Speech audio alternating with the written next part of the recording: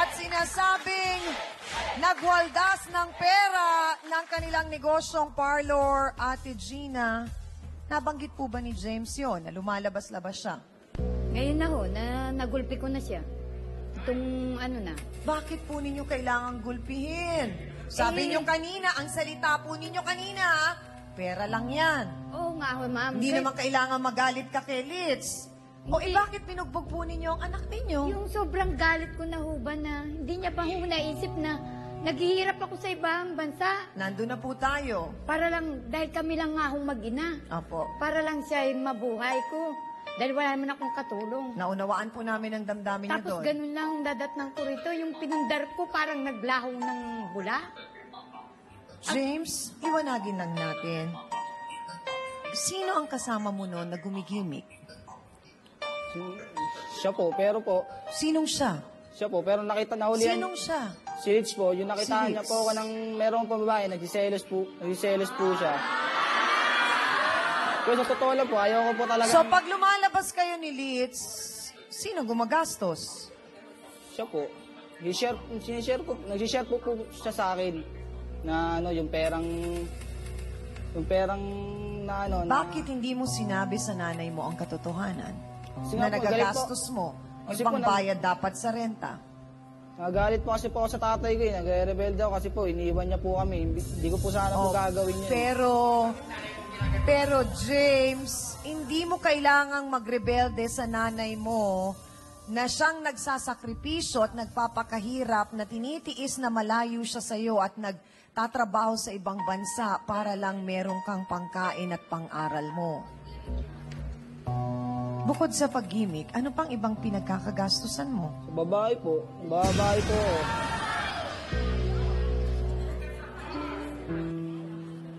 Nag-aaral ka pa?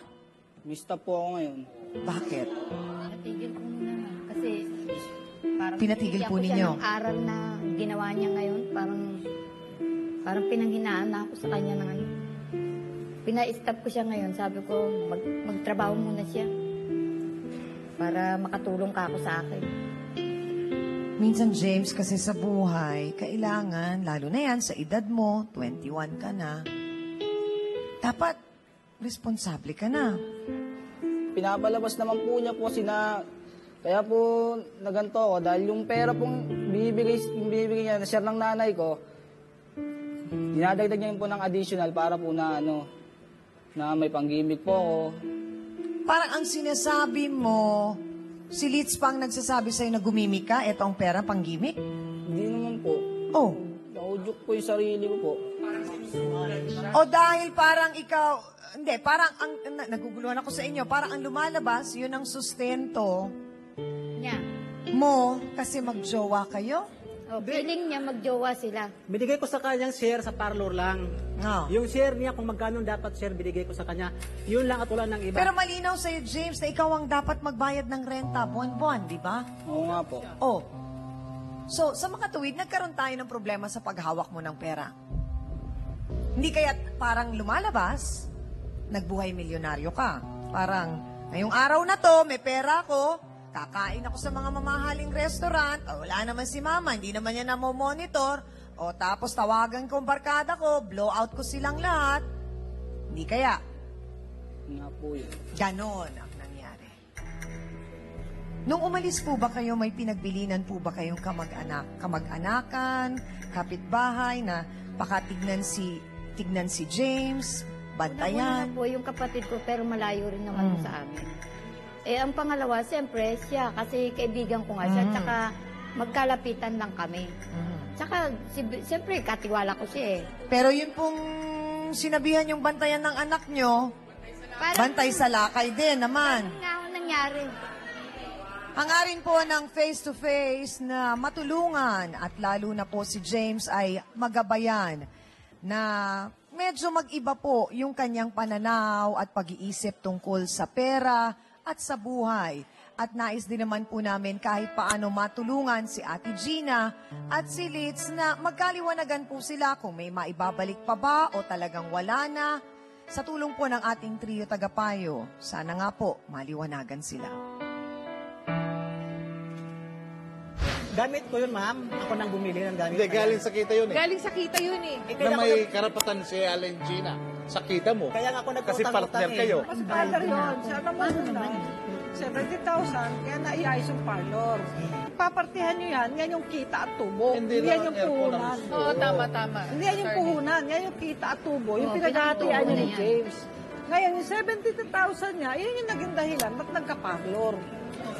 Para namang nabaliwala yung pagtatrabaho ng nanay mo ng dalawang... Alam mo, yun ang karaniwang sakit ng mga batang naiiwan ng mga OFW magulang eh.